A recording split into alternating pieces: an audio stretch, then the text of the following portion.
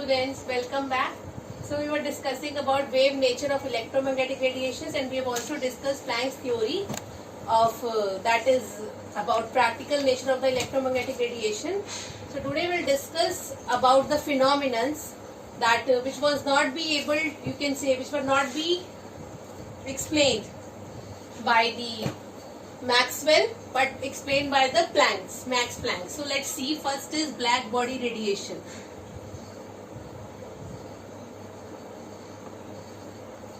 So what are black body radiation? Let's see what is black body first. So black body is a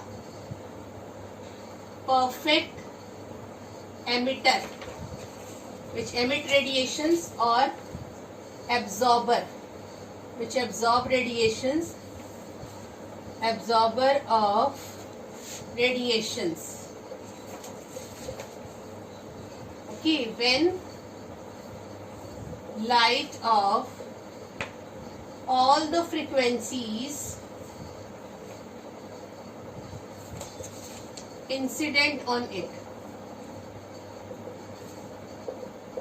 Fine. A black body is a perfect emitter or absorber of radiation when light of all the frequencies incident on it. Fine. Okay. So this is black body. Now the radiations which are emitted by black body are known as black body radiations. Okay. Radiations are known as black body radiation. Let's see the example of iron rod. Okay. Example of iron rod. If we heat an iron rod, then what will happen? Okay, let's heat iron rod. When you will heat it, it becomes dull red. Okay, when further you will keep on heating, then it will become red on increasing the temperature. Further you just heat, then it will become yellow. Then again you just heat, it will become white. Then finally it changes to blue color. Okay, these are the changes which are observed with the iron rod. That the first is dull red, then is red, then yellow on increasing the temperature, then white, and finally it changes to blue. Now if we see this according to Planck's theory, okay, according to Planck's theory, what we have studied, that energy of radiation is directly proportional to the frequency of radiation. Yes, that it is directly proportional to the frequency of radiation as the H is Planck constant. Okay, so let's see this explanation of the different colors with the help of Planck's theory. Explanation of black body radiation by Planck's theory, that according to Planck's theory, E is equal to h nu. So E is directly proportional to frequency. So if energy is increasing, that energy of radiation, it keep on changing. As we are increasing the temperature, we keep on heating the iron rod. Then it means frequency is also getting changing. If frequency is getting changing, it means wavelength is getting changing. So that's why we are observing different colors of the iron rod. So that's why it's a, you can say, this is explanation by the Planck's theory. Fine. Now according to wave theory, that is electromagnetic theory of waves, Maxwell theory. Okay, so according to this theory, that intensity, energy is related to the intensity of radiation. Energy is related to intensity of radiation, that is wavelength. So according to this, intensity of same color, that is red, should keep on increasing. But this is not the case that we have observed. Keep on increasing. But what we have observed according to this nature, we have observed that color is changing. First is becoming dull red, then it is becoming yellow, then white, and finally it turns to blue. Okay. So this happens with the iron rod, that is a black body. That's why we are saying it's a perfect emitter or absorber of all the radiations when light of all the frequencies falls on it. Fine. So this is according to wave theory, as we are saying energy is related to intensity of radiation. So if energy is changing, wavelength is also changing. Okay, it is increasing. If we see by graph that here we will take the wavelength in nanometer and here we will take the intensity of radiations, that is frequency, constant frequency. So if this is at, say, this is at temperature T1, this is at temperature T2. So that you can say intensity of same color has to be increased according to this theory. So that's why fails to explain black body radiation, explained by Planck's theory. Now let's see the next phenomenon, that is the photoelectric effect.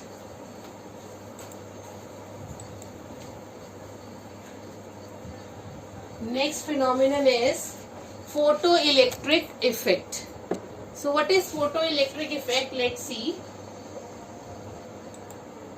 Photoelectric effect. So this is the effect which was observed by the scientist Hertz, which has given the unit Hertz frequency in 1887. So what he has observed, that he has observed when a beam of light is incident on the surface of the metal, then what he has observed, that from the surface of the metal electrons just started coming out. Okay, ejection of the electron is taking place from the surface of the metal. So that he has given the name, it's photoelectric effect. Photo means refers to photons, electric refers to the electrons. So photoelectrons, effect with the help of photoelectrons. So this particular whole process of photoelectric effect takes place in a evacuated chamber. So let's see what is this effect first. So it is defined as the effect in which the ejection of the electrons takes place from the surface of certain metal when light of suitable frequency incident on it or falls on it. Incident falls on it. This is known as photoelectric effect. That is the effect in which the ejection of electrons takes place on the surface of the certain metal. Not all the metal, certain metal when light of suitable frequency incident or falls on it. And the electrons ejected are known as photoelectrons, as the source for this are photons, that is photons of light, packets of energy. In case of light, photons are responsible, that's why these are known as photoelectrons. So this is the second point. Now let's see this, how this effect is taking place. Okay, so it is taking place in a photoelectric tube, or you can say photoelectric chamber, photoelectric effect.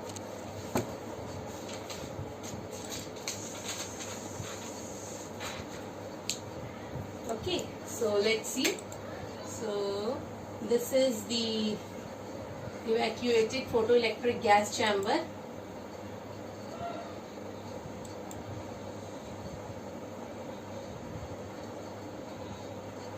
Fine.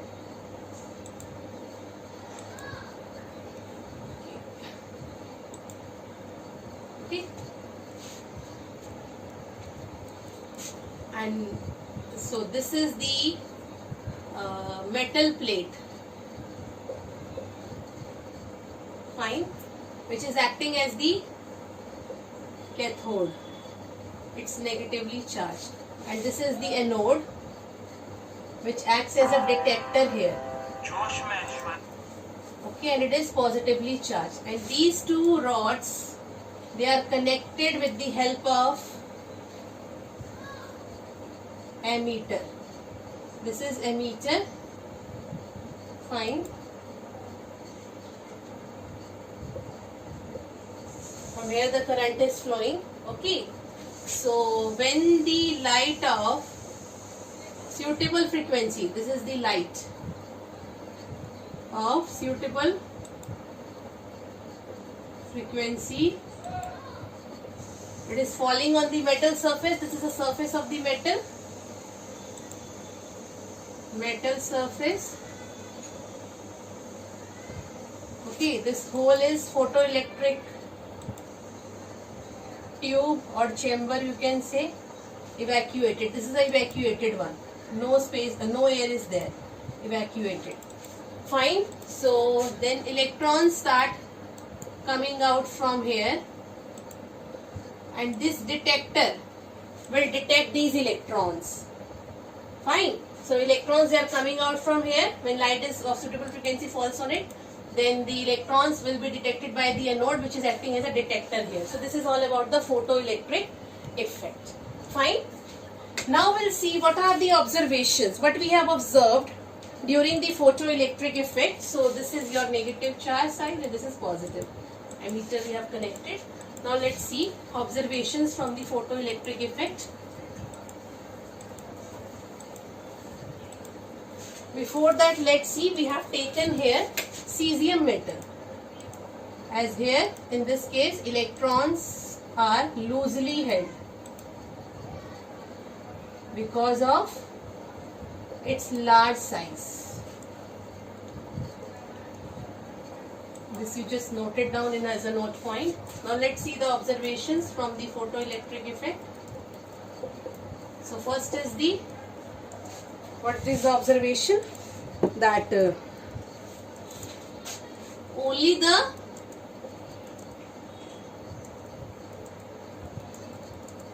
light of certain frequency, only the light of certain frequency is required to eject the electrons, which is known as, so this light of certain frequency is known as threshold frequency.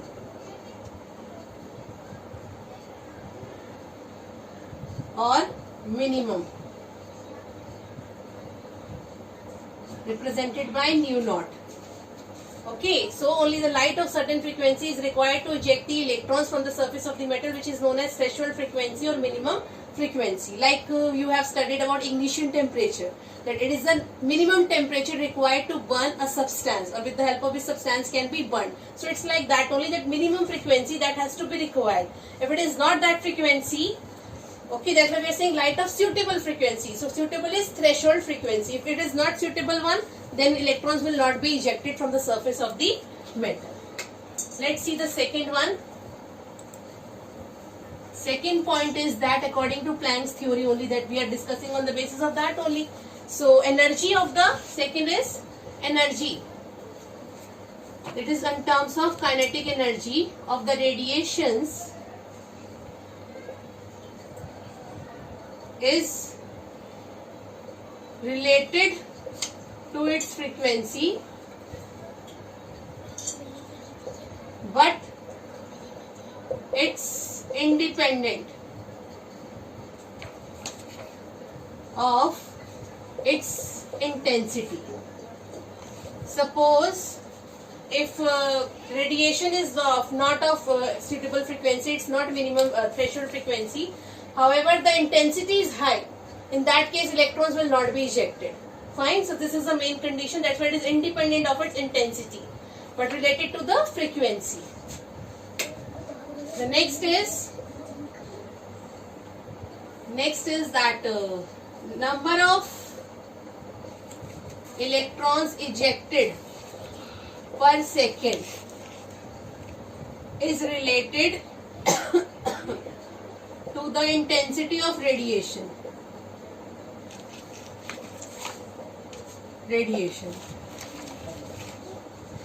So you can say that number of electrons ejected is directly proportional to its intensity of radiation. More is the intensity, more the number of electrons will be ejected. Fine. That is photoelectrons. So these are the three observations. So let's see two observations graphically. That is, it is independent of the intensity, kinetic energy, but dependent upon the frequency of radiation. Fine. This is nu naught frequency of radiation. Here we will take kinetic energy. So this is nu naught. This point is nu naught. Fine. So it is directly proportional to it, but here it's intensity of radiation. That is constant frequency.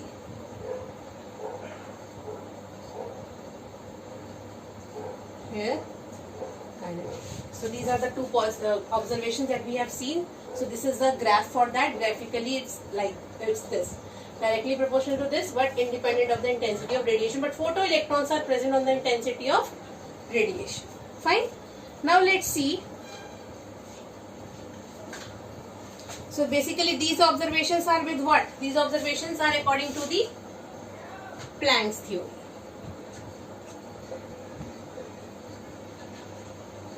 One more thing has been observed. Let's talk about that. So we'll come to know about one expression. Now we are talking about the metal. Okay. So in metal, electrons, they are bounded with the nuclei with the help of what? Force. Which force? That is binding force. Okay, so force of attraction depends upon the binding force. More the binding force, more is the force of attraction. Okay, more is the binding energy, you can say. So here binding energy is related to energy of that energy required to eject electron. Fine, that is kinetic energy, whatever is required for ejecting the electron. Fine. So more is the force of attraction, more is the binding energy. So that's why we have taken the system in which the electrons are loosely held. So binding energy is less in that case. So this binding energy or energy required to eject electron is also known as work function, which is represented by, that is nu naught. That is energy required only. Fine. So let's see now. Now this is also possible that the light of energy of the suitable frequency, it can be more also. Suppose if in case it is more, it is also possible. In case, say, if incident energy, radiation will be more, then what will happen? Then whatever is required in terms of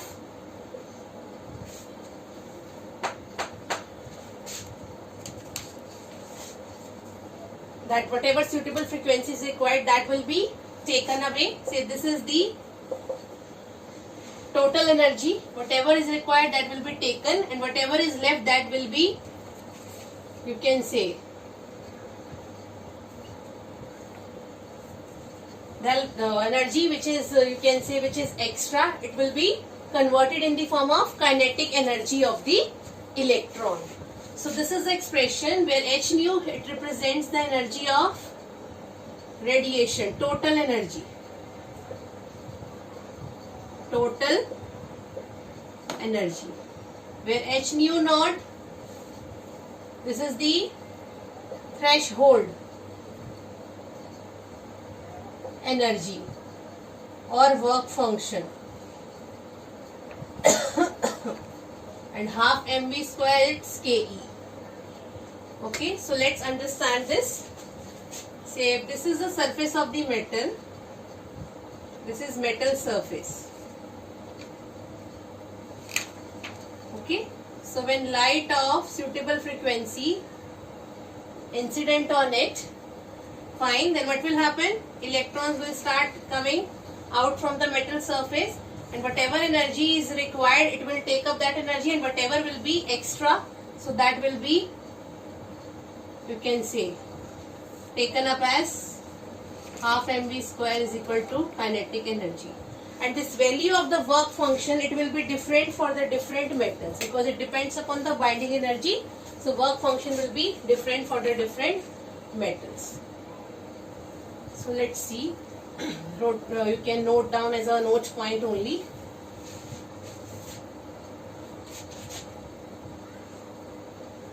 That work function